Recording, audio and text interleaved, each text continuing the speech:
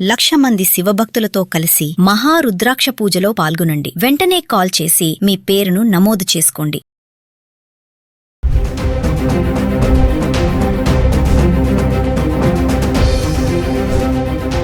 నమస్తే, welcome back to Suman TV. Present మనతో పాటు ఉన్నారు అనలిస్ట్ మందర కృష్ణారెడ్డి గారు. నమస్తే సార్. నమస్తే అమ్మా. సార్, బంగారం వెండి ధరలు మరి హై స్పీడ్గా వెళ్ళిపోయి ఆల్ టైమ్ రికార్డ్ వరకు టచ్ చేసి మళ్ళీ పడిపోవడం చూస్తున్నాము. చూస్తూ 1,00,000 వరకు వచ్చేస్తుందేమో అన్నట్టు కూడా కొంచెం కనిపిస్తుంది. ఎక్కడ కూడా గోల్డ్ స్టోర్స్లో ఎక్కడ హడావిడి లేదు. మరి పెళ్లిళ్ళ సీజన్, పండుగలు స్టార్ట్ అయిపోయాయి, మళ్ళీ ముహూర్తాలు ఆల్రెడీ స్టార్ట్ అయ్యాయి. అయినా సరే ఎక్కడ గోల్డ్ స్టోర్లో జనాలు కనబడట్లేదు. మరి దీంతో బంగారం షాపులన్నీ మూతపడిపోయే అవకాశాలు ఉన్నాయా అంటే, మళ్ళీ పెరగవా అంటే ధరలు? ప్రస్తుత పరిస్థితి కొంచెం ఎనిమిదంగానే ఉంది. ఖచ్చితంగా ఇది అని చెప్పగలిగే శక్తి ఏ మేధావికి లేని పరిస్థితి ఏర్పడింది.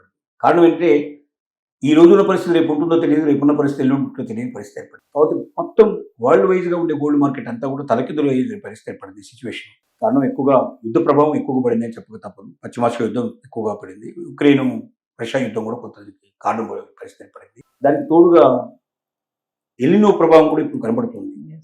వర్షాలు తక్కువ పడే పరిస్థితి ఏర్పడేసరికల్లా చాలా దేశాల్లో ఆహార కొరత ఏర్పడే పరిస్థితి కూడా ఏర్పడుతుంది. అంటే మనిషి దేనికి ఇంపార్టెన్స్ ఇస్తారంటే ముందు తిండి, తనకు కావాల్సిన మినిమం నీడ్స్ కోసం ప్రయత్నం చేస్తాడు. బంగారం దాని తర్వాత. రేపు ఒకవేళ ఈ బంగారం ఉన్నా మనకు లాభం లేదు, మనకు అవతల మన తిండి గింజలకు ఇబ్బంది అయ్యే పరిస్థితి ఏర్పడుతుంది అనుకుంటే ముందు బంగారం అమ్మేయడానికి ప్రయత్నం చేస్తాడు. అందువల్ల బంగారానికి ఇంపార్టెన్స్ కన్నా ఇతర కావాల్సినటువంటి ఏదైతే మినిమం నీడ్స్ ఉన్నాయో వాటి మీద ఎక్కువగా దృష్టి పెట్టేటువంటి పరిస్థితులు ఏర్పడ్డాయి. ఈ సిచ్యువేషన్ లోపల బంగారం రేటు మాత్రం ఖచ్చితంగా తగ్గుతుంది, 1,00,000 దాకా వెళుతుంది. కొంతమంది మేధావులు ఏమో 1,00,000 దాకా వెళుతుందని ఒక మాట చెప్తున్నారు. కొంతమంది మేధావులు దీంట్లో ఏం చెప్తున్నారంటే ఇది 1,20,000, 1,30,000 మధ్యనే విషయాలు అక్కడ ఆగిపోతుంది, ఆ తర్వాత మళ్ళీ పెరగడం ప్రారంభమవుతుంది. ఖచ్చితంగా ఇయర్ ఎండింగ్ వరకు, ఫైనాన్షియల్ ఇయర్ ఎండింగ్ వరకు 3,00,000 దాటుతుంది అనేది చెప్పే మాట. దీనివల్ల ఇప్పుడు ఏమైందంటే కొనాలనుకున్నవాడు కొనాలా అక్కర్లేదా అనేటువంటి సందిగ్ధావస్థ. అమ్మాలనుకున్న వాళ్ళు కూడా ఇప్పుడు అమ్మితే ఇంకా ఎక్కువ రేటు పెరిగితే రేపు పొద్దున మళ్ళీ నాకు డబ్బులు ఎక్కువ వస్తాయి, ఇప్పుడు అమ్మి నేను మోసపోతానని అన్నా కూడా 50 టన్నుల బంగారం సుమారుగా అమ్మేయడం జరిగింది. అయితే ఇప్పుడున్న పరిస్థితుల్లో చూస్తే మనకు మే జూన్ 2 మాసాలు మనం పరిశీలిస్తే మామూలుగా అయితే భారతదేశం లోపల 75 టన్నుల నుంచి 100 టన్నుల వరకు ప్రతి నెల విదేశాల నుంచి మనకు దిగుమతి అవుతుంది. ఏది టోటల్గా వెండి బంగారం. కానీ ఈ 2 నెలల్లో యావరేజ్గా 50% పడిపోయింది. అంటే 75 నుంచి 100 వచ్చే బదులుగా మనకి 35 to 50 మధ్యలో వచ్చింది. అంత గ్రాస్టిక్గా వెనక్కి వెళ్ళిపోయింది. 50% ఆఫ్ ది దిగుమతులు పడిపోయాయి. అంటే అంత మేరకు పర్చేజెస్ కూడా మొత్తం పడిపోయాయి, అమ్మకాలు కూడా పడిపోయాయి. వెండి అమ్మకాలు భారతదేశం లోపల ప్రతి నెల యావరేజ్గా 75 టన్నుల నుంచి 100 టన్నులు ఉంటుంది.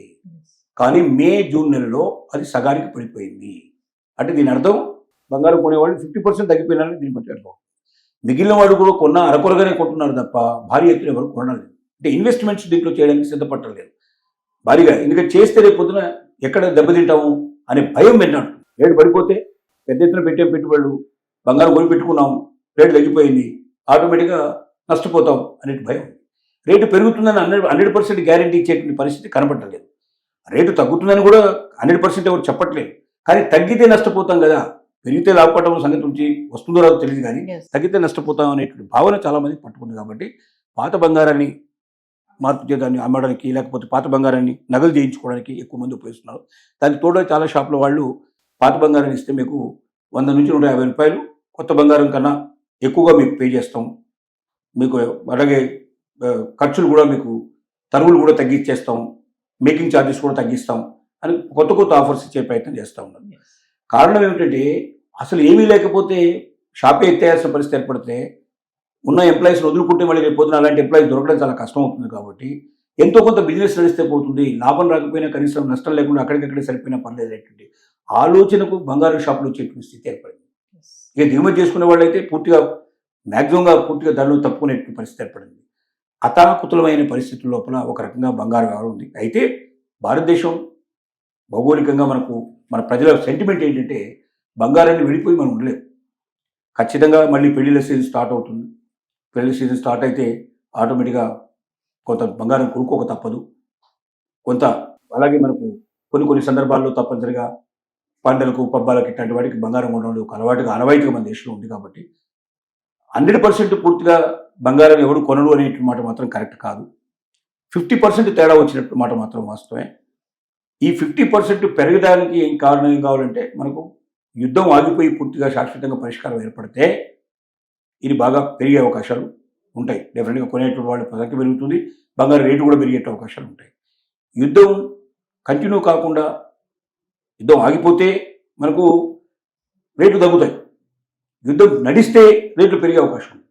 ఎందుకంటే దిగుమతులు మొత్తం పడిపోతాయి, ఎగుమతులు ఉండవు, దిగుమతులు ఉండవు, ఎక్కడిదక్కడే ఉంటుంది కాబట్టి ఉన్న దాంట్లోనే చూసుకోవాల్సిన పరిస్థితి ఏర్పడుతుంది. కాబట్టి ఆటోమేటిక్గా రేట్లు విపరీతంగా పెరిగే అవకాశాలు ఉంటాయి. ఇంకా ఇందాక మనం చెప్పుకున్నట్టు ఇంకా రకరకాల కారణాలు మరి ఒక వీడియోలో మనం చెప్పుకున్నాం. కాబట్టి ఇప్పుడున్న పరిస్థితుల్లో ఆచితూచి స్టెప్ వేయాల్సిన అవసరం ఉంది. అవసరమైతే తప్ప బంగారాన్ని కొనడం కానీ, అవసరమైతే తప్ప అమ్మడం కానీ చేయని పరిస్థితిలో ఉంటేనే, ఇంకా కొంచెం వేచి చూసే ధోరణి లోపల ఒక నెల రోజులు ట్రై తీసుకుంటే, ఒక నెల 45 days లోపల ఏదో ఒక వైపు మొగ్గేయడం అవకాశాలు ఉండొచ్చు అనేది నిపుణుల యొక్క సూచన. Yes. Thank you.